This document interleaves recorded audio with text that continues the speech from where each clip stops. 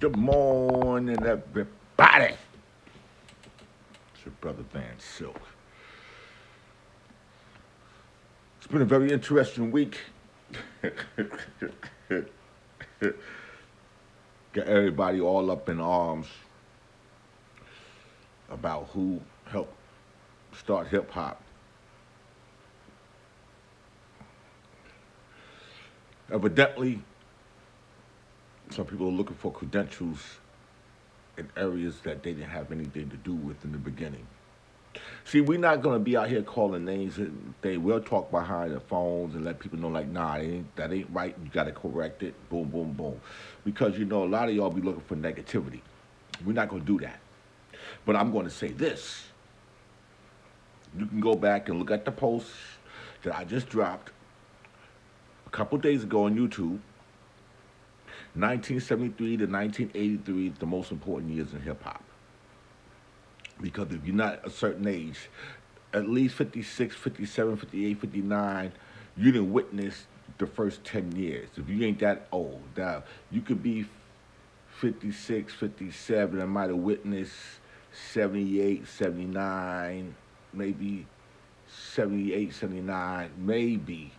But if you 58 and better, you've seen the better part of probably 74, 75, 76. Maybe 75, 76, 77. Some might have seen 73 with Kool Herc. But to get to say this here, my brother Grandmaster Flash, the innovator, spoke out and had to say certain things in his way. Talked about the great Ray Chandler, who passed in March of this year. And, you know, he spoke for a good 5 minutes, and respectfully, Flash don't really indulge into a lot of stuff because he's traveling all over the world, DJing in countries that a lot of people in hip-hop will never get to. That's how far his extinction in hip-hop has reached. But then also, look at what Scorpio had to say. And I'm going to say it, but I want you to read it. Scorpio said, there's levels to this hip-hop today. There was levels in our era. And you're not going to rewrite our history. And it's sad that we got to have this type of discussion 2022, 1 year before the 50th anniversary of hip-hop. Sad because people that wasn't around, claiming to be around, want to put themselves in our timeline. You can't do it. And I'm going to say this to all you educators, to all you universities, to all you people from the TV networks doing documentary. The pioneers who was there, not those who might have a big name and y'all want to utilize them to tell our story. No, talk to us. We are here. Flash is here. The whole Furious 5 is here. Melly Mel is here. Curtis Blow is here. Sha Rock from the Funky Four is here. There are people here. Stop it.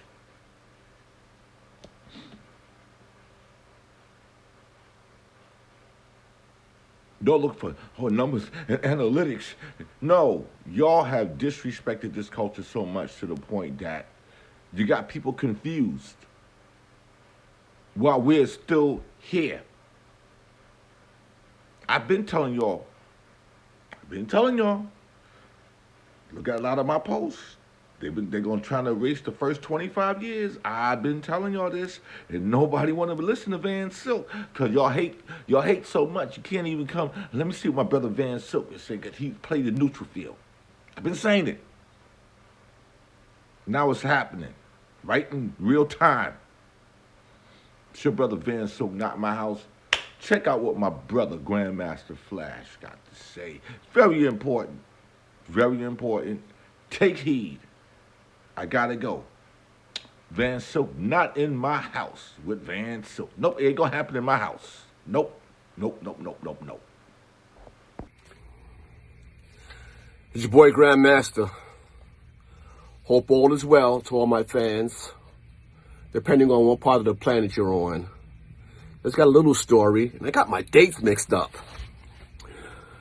I can remember in the 70s, going into the 80s, we had, as a group, way before the record business, we had conquered every club, every venue in New York City. And then Raymond Chandler took me to this one building. It says, Flash, it's time that I step you up. Now, Ray Chandler, who's just recently passed away, was the manager at the time. And he took me to this place on 166th Street, Broadway. Kind of like uptown Harlem, and it was called... Well, before I say what it is, he says, I said, so where are we going? So he parks the car. He says, well, the building's right there. I says, the building's right where? He says, look up. And I must tell you guys, I looked up in fear. So as we approached the entrance, there was this long pair of stairs, right? And it was this little teeny tiny man. He must have been like, the janitor to take care of the building, the guy that cleaned up and took care of everything. And he looked so little from the bottom of the staircase. And when I got to the top of the staircase, I was like, Ray, and I started to turn around and says, no, this is not us. And he grabbed my hand. He says, Flash, you have conquered every other building in the city, every venue, every school event, every club. You have to do this one. This is where you're at. And the name of this place was the Audubon Ballroom. The date was September 2nd. And I remember as I was coming up the stairs, and they had the fire notice of how many people, as far as the capacity could be in the building. And it said 2,000 people. I'm like, Ray, I don't know. He says, Flash, please trust me. We'll do a 1.5 month promotion, and we'll see what it is. And if you don't pack it, then we'll go back to what we were doing.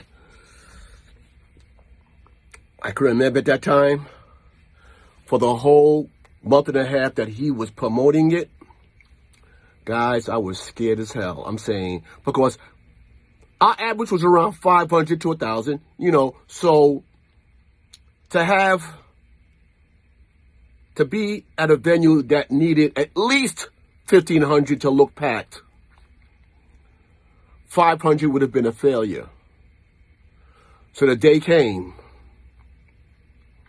and I says, Ray, I'm going to go for a really long walk, because we had to do the sound check, set the system up. So we were there pretty much all day. Later on that night, I came at about 6 o'clock. And as we're approaching, I'm like, Dad, must be something happening here. I see license plates from Florida, Virginia, Philly, Vermont, Maine, Atlanta. And then as I get closer to the Audubon, the cars are wrapped around the corner. Ray Chandler says, we're going to be all right tonight. Guys, September 2nd at the Audubon, 2,500 people. And during this era in time, that was not even foreseeable. Ray Chandler, I miss you. Thank you for getting me ready to play for big crowds. All my Black Door people, y'all know what I'm talking about. Cookie, Anna, y'all know. We packed that place. Grandmaster Flash and the Furious 5. Cool DJ AJ. Us two DJ X. We packed it. We broke a record. History was there. So September 2nd, which I missed by a day. Shout out to the people at XM Radio that shouted it, that talked about it. Playing big venues became very commonplace for us. Then we started going out of the state. Then I started going outside the country. And here we are. Hip hop is about to be 50 years old. I've got a lot to talk about next year, this year, things that you don't know, things that you're not hearing, because you have to be over a certain age to really be able to talk about the stories. I got some things coming. Going to be doing lots of talking, lots of historical. Shout out to Bam, shout out to Herc. Between the three of us, we have stories. Grandmaster, out.